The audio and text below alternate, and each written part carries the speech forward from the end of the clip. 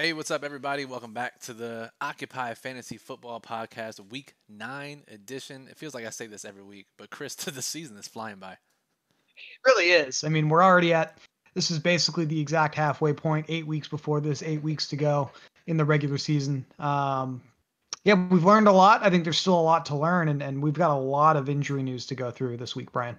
Absolutely. So that's Chris Rooney. He's our NFL writer, OccupyFantasy.com. Obviously, I'm Brian Jester, co-host, co-founder here at Occupy Fantasy. And we're recording this Wednesday afternoon. Not like anything else important is going on in the world, so we're bringing you the Week 9 takes for DFS. We're going to talk about some injuries from Week 8 and how that impacts this upcoming main slate. Obviously, break down some backfield situations as the running back rooms are always evolving throughout the league. Look at the slate from a high level from the betting markets and then drill down. And then, of course, talk about our underperforming receivers. Interesting list of names this week. Tight ends to target for Week 9. And then, of course, Chris's world-famous game stacks that we should stack in tournaments. So, Chris, lots of injuries. I know about half our listeners here are going to listen to this before Thursday night's game, if it happens. Lots of things to talk about just really quickly if you do listen to this before Thursday. For the 49ers, and this has a long-term effect too, George Kittle out 8 weeks with an ankle injury. Jimmy G out indefinitely with an ankle injury. Tevin Coleman immediately retweaked his knee after coming back last week. And then on Green Bay's side, A.J. Dillon tested positive for COVID. Jamal Williams was deemed a high-risk contact. Both of those guys are out. Aaron Jones probably out one more week as the Green Bay medical staff is very conservative. So a lot of injuries to dissect for this Thursday game.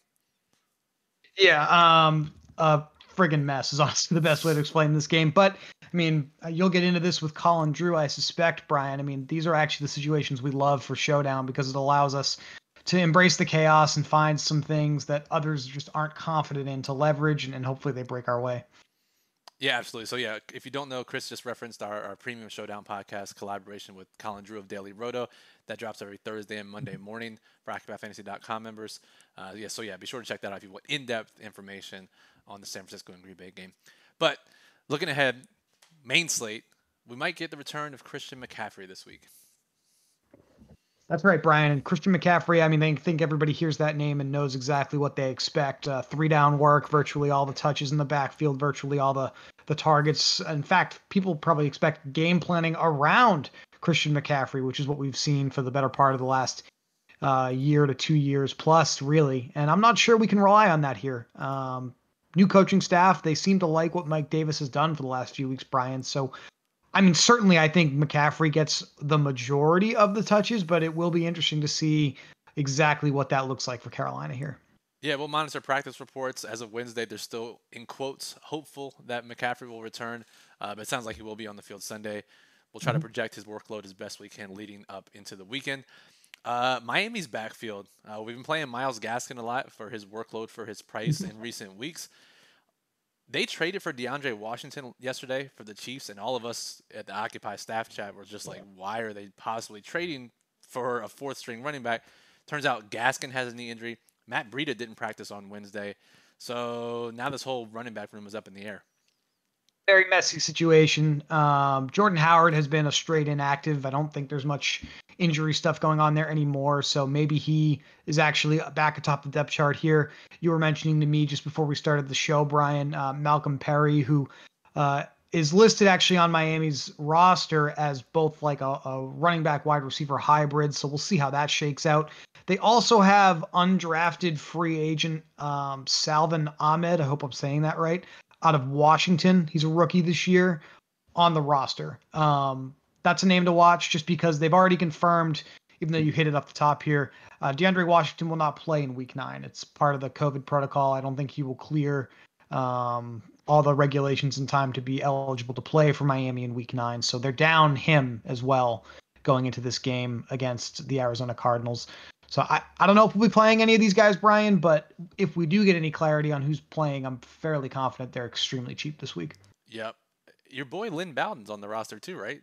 That's right. He's another he was drafted by the Raiders, and I was super high on him in Dynasty and in the offseason for best ball and stuff like that. He's actually listed as a wide receiver on this Dolphins roster. Now that could change. He was a quarterback, actually, I think, for Kentucky in college football. Can play a little bit of running back and do it all. Kind of Guess the player that I'm thinking of there a little bit, even though it's not a perfect comp, is Terrell Pryor, right? So we'll see what Lynn Bowden can do if they do use him. Like I said, I don't know. I do know that we don't know what's going to happen here with the Dolphins, and that is enough for us to avoid this situation for now. But speaking of of situations we don't know a lot about, we do know a lot about in general Antonio Brown, Brian.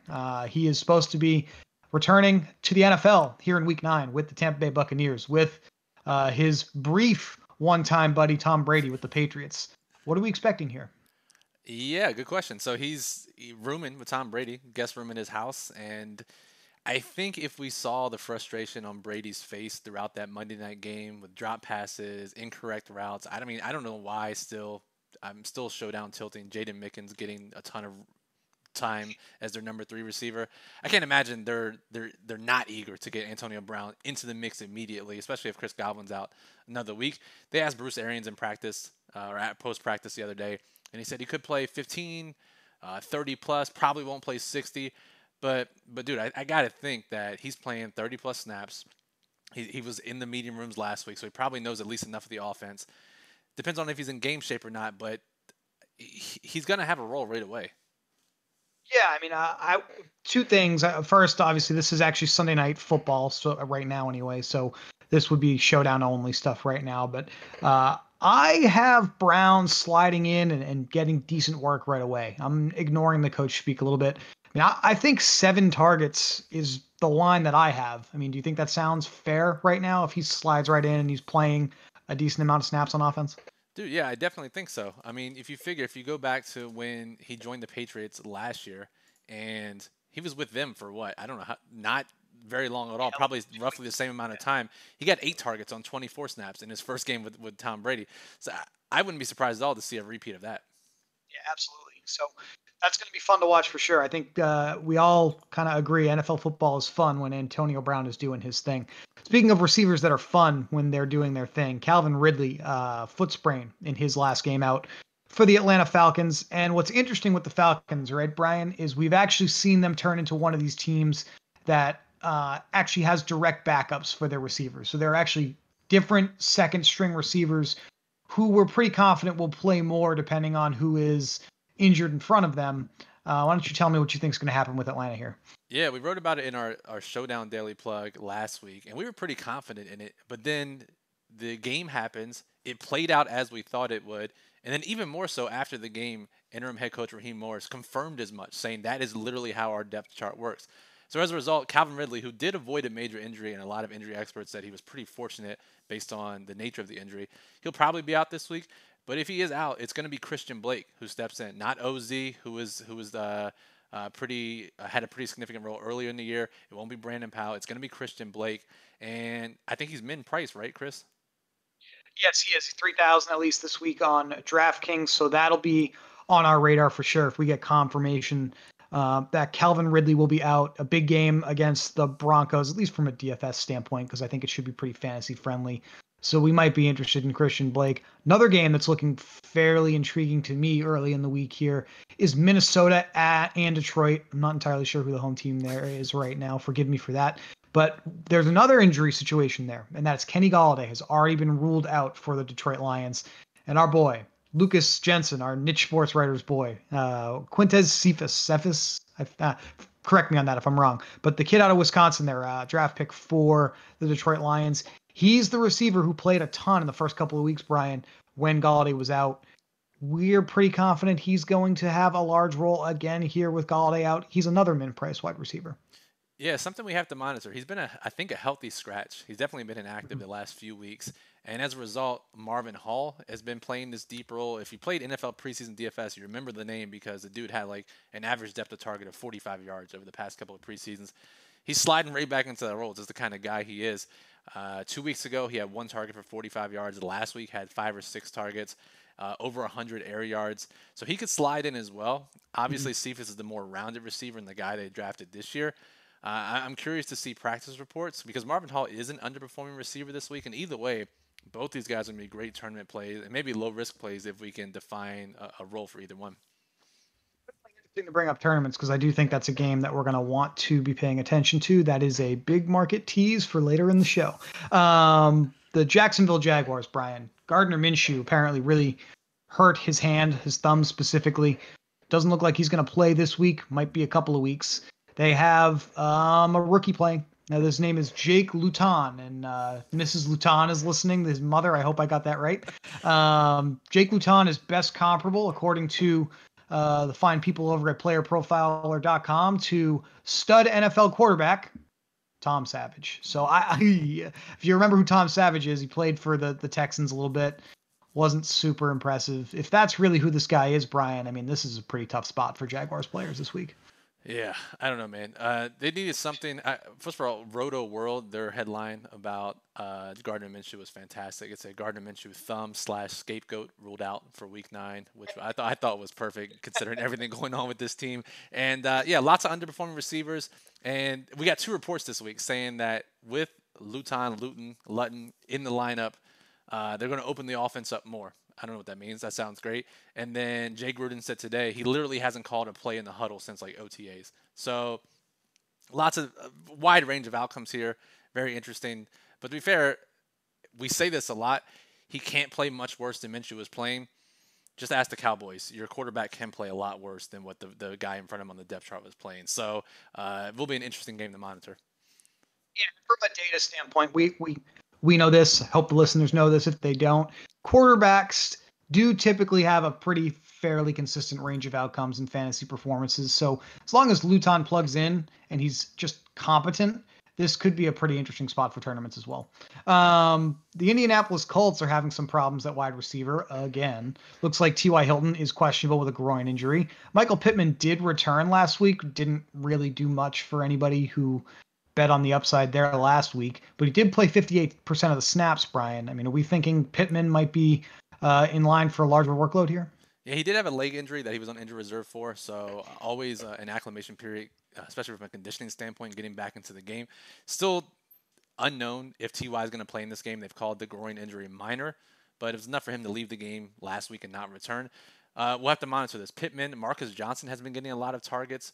Zach Pascal's still out there, but potentially a spot. But again, this is an offense that's been spreading the ball around. Really tough to dictate who's going to get any of the touches, whether it's in the running game or the passing game. But again, something to monitor. And then one final injury that's not as important as the rest of these. Steven Sims was activated from the injured reserve for the Washington football team. Isaiah Wright has been manning the slot. I imagine he'll be bumped down. But Chris, any thoughts there? Just some deep cuts, I guess. You kind of hit this already for anybody playing 150 max in tournaments and stuff like that. I'm not sure. We're super interested in any receiver for Washington that isn't named Terry McLaurin right now.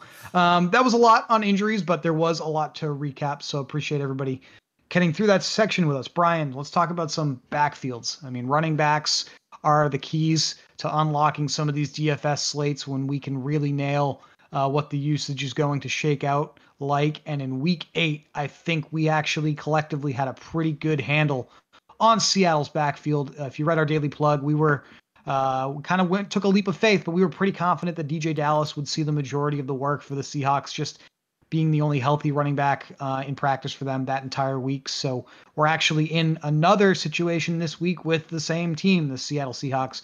Carlos Hyde, Chris Carson, questionable. What do you think is going to happen here? Yeah, good question. So last week, DJ Dallas, who was the king of gifts in our staff chat, so many Dallas gifts throughout the entire week, handled 23 of the 24 running back touches. Have to try to wonder how much of that was because Homer was also banged up. But I think the reasons you pointed out in the daily plug was Dallas was the guy they drafted this year. They feel he's more talented, is the rookie. But he got most of the touches. I think we can probably feel similarly, especially since he scored 2 touchdowns last week. Didn't look that great in all facets of the game. Still handled a ton of touches. Got a couple times in the end zone.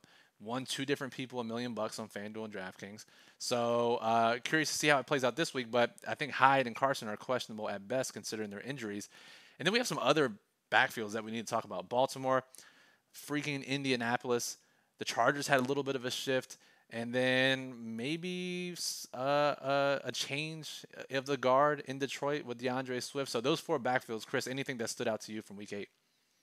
Yeah, big picture, Brian, I mean, with rookies in the NFL, we are now entering the second half of their first season. And so now you've got guys that are really settling into the grind of a professional football season. And I think the consistent narrative with some of the teams that you just mentioned is that a lot of these young players are now starting to see a much larger workload. Starting with Baltimore, J.K. Dobbins played 66% of the snaps for Baltimore, clearly ran ahead of Gus Edwards in that game in week 8. I mean, I know you and I, what we talked about was we wanted Dobbins to get a lot of the work, but we were kind of concerned Gus Edwards was still ahead of Dobbins on Baltimore's depth chart. Doesn't seem like that was necessarily the case. Maybe we should be a little slow to come to any sweeping conclusions there. It was a trailing game script for them against Pittsburgh late in the game, so maybe that had a lot to do with that.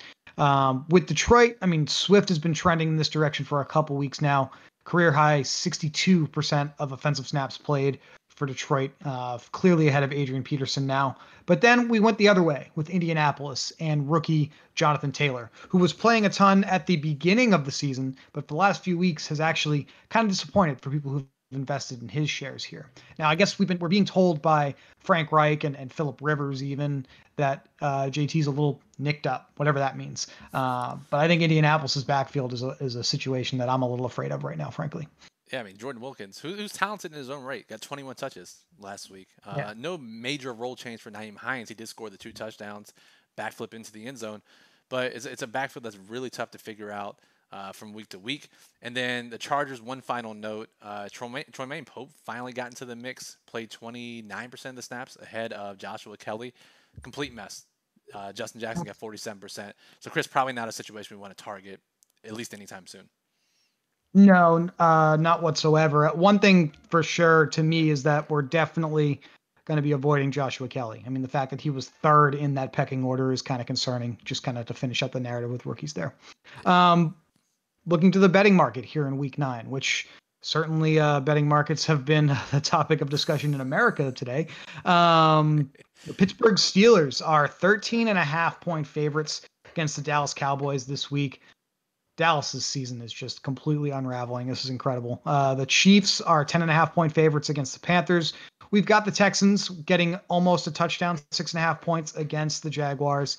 Tennessee Titans getting 5.5 against Chicago Bears. So a couple of teams that stand out with some clear backfields. We have running backs that we are very confident are the alpha and are in situations where should be a positive game script based off these spreads we're looking at. James Conner with the Steelers, Derrick Henry with the Titans. Now, the biggest thing to me, Brian, is that the Dallas Cowboys are allowing a league high 171 rushing yards a game to their opponents. To me, that pushes us towards James Conner as one of our best plays in low risk this week. Yeah, double-digit favorites against the worst defense we've seen in some time against the run in the past. And I think Conner is going to be extremely popular as a result. Very affordable price. And he's going to be one of the first players that people put into their lineups this week. Obviously, Derrick Henry, a good play as a favorite all the time. The real issue here is Kansas City. We can't really take advantage of their running game in general. Much more pass-heavy offense. Now with Le'Veon and CEH splitting the work there, Chiefs as 10-point favorites just means play their pass catchers, right? That's the easiest thing. And then Houston, 7-point favorites over the Jaguars. David Johnson's not getting 25 high-value touches, so it's not someone we have to jam into our lineups based on the game script. So really it's Conner and Henry that benefit the most from a high level looking at the betting markets. And then we can dive in a little more to Chris, some of these higher total games maybe to get some other plays. Yeah, so I think other places people will go this week, and we'll certainly dive into the Occupy model once it's fully ready to go and see what projected ownership tells us. But the other running backs I think you'll see that'll be popular this week. I mean, I think everybody's going to be looking at Dalvin Cook after his just ridiculous game last Sunday. In another good spot against the Lions there. Minnesota with the 4th best run blocking unit for an offensive line in the NFL. So that's a good situation for him. Chase Edmonds. So this is a couple weeks old now, but Kenyon Drake got hurt Sunday Night Football against the Seahawks, and Chase Edmonds looks like he is in line for a heavy workload against the Dolphins. I think a lot of people will go there. This one's interesting to me, but James Robinson with Jacksonville. They're obviously underdogs against the Texans, but the Texans defense is pretty bad too, especially against the run. They're playing a rookie quarterback. Maybe they just lean on James Robinson in this game. He's had a pretty dynamic role in both the passing game and obviously on the ground. So I think he might be someone else people look at as well. Yeah, and that Jacksonville game is a 51-point total, one of the 5 highest on the week. Chiefs and the Panthers 52.5. The Lions and the Vikings 52.5. That's where Dalvin Cook is playing. Chargers and the Raiders are 53-point total, and then in our reoccurring theme of the week, the Seattle Seahawks are in the highest total game, 54 points against the Buffalo Bills. It's going to be a very popular stacking game. And I think, Chris, probably, again, another big market tease here. A couple of our stacks are going to come from these high total games. Yeah, that's pretty safe to say. As far as team total leaders go, we're looking at the Kansas City Chiefs projected for over 30 points, at least according to early lines that we were looking at again. So you might be right on point saying that we should be looking at their passing game. Houston Texans, Seattle Seahawks, Minnesota Vikings, Pittsburgh Steelers. These are teams we've already sort of touched on. So no major surprises here. This is probably these 5 units. Again, Kansas City, Houston, Seattle, Minnesota, Pittsburgh. You're going to see a lot of players from these teams in low risk, certainly in low risk lineups, but in all lineup types this week in NFL DFS. Underperforming wide receivers. It's our favorite segment on the show. We still firmly believe that getting these calls right, getting the right allocations to these guys in our lineups is the key to unlocking big prizes in NFL DFS. You know that better than most. Talk to me about your favorite plays here on our list this week, Brian. Boy, do we have some names. All right, for the main slate, DJ Chark, biggest underperformer. Bitched so much he got his quarterback benched. Now he's top of the list in underperforming receivers. We'll see if Jake can get him the ball, but he's going to be a big part of the offense regardless. Jerry Judy, nice little matchup here, and he is also underperforming. Had some shots deep downfield last week, couldn't convert. Last 3 weeks has been an underperforming receiver. Wouldn't be an underperforming section if we didn't talk about A.J. Green. Michael Gallup, who seemed to be the favorite target of Ben DiNucci on Sunday night. We'll see if that changes because Dallas is starting the new quarterback this week, whether it's AAF's Garrett Gilbert or Cooper Rush, who's played with them for a while. Darnell Mooney still surprisingly on the list after catching a touchdown last week.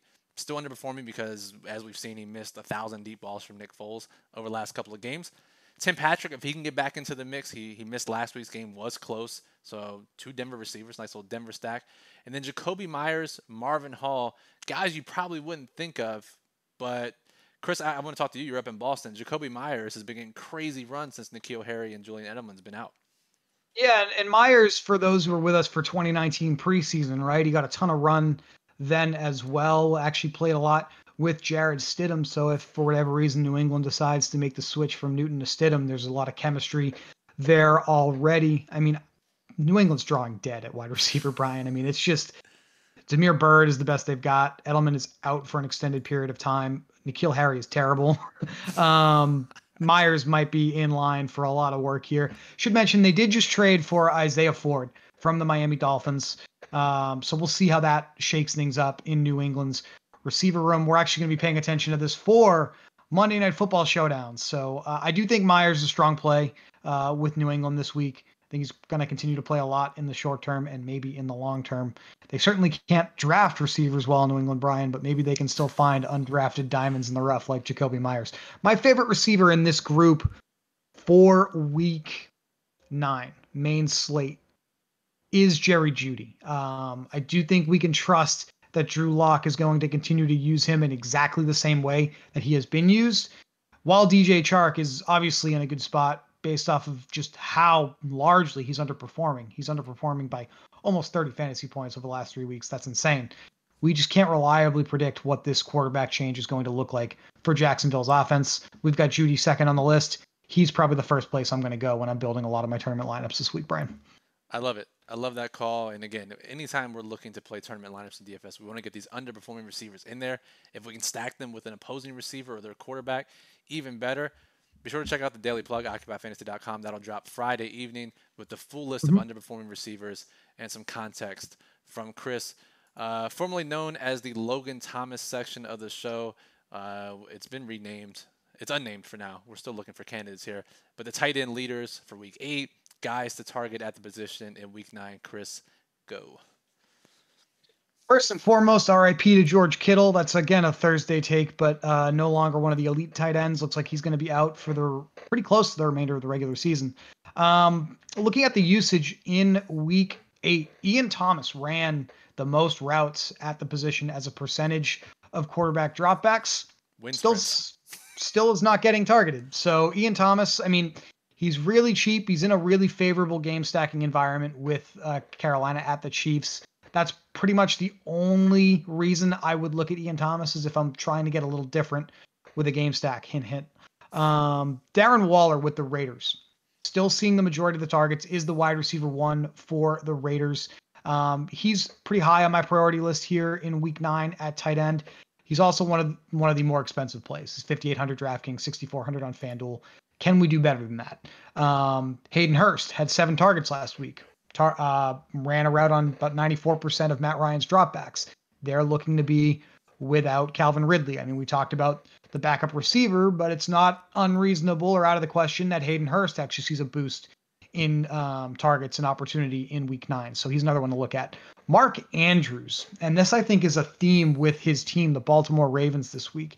He's under 5,000 on DraftKings. I don't think that we've seen that with him in a long time. And I don't normally want to like spending a lot of time on one player or one team when we're doing this section, Brian, but if you look across the board with Baltimore, I mean, Lamar Jackson's price has come under 7,000 on DraftKings as well. It does kind of look like contest operators are daring us a little bit to go after this Baltimore offense, which has underperformed a little bit over the last couple of weeks. What do you think? I mean, what's your read on that situation? You think I'm off base here?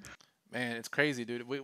If you could have said before the season started we would get all 3 of these guys, Lamar, Marquise Brown, Mark Andrews, at this price, we'd be leaping at the opportunity to roster them. Now we get the opportunity to stack them fully at, again, DFS is all about finding value, even in tournaments, right? Obviously, we want high ceiling stacks, but if we can get high ceiling stacks at a discount, even better. Ronnie Stanley, offensive lineman's down. They've had some cohesion issues across the offensive line. Just some general disarray in their passing game this year. But the price is too good to pass up here, especially after Marquise Brown was on Twitter talking about his role. I like all 3 of these guys in tournaments. Yeah, squeaky wheel gets the oil there with Brown, right? I mean, staying on point with tight ends. I mean, Noah Fant with the Broncos has been back for a couple of weeks. He went right back into a super active role in the passing game there. He's still under 5K on DraftKings, 5,800 on FanDuel.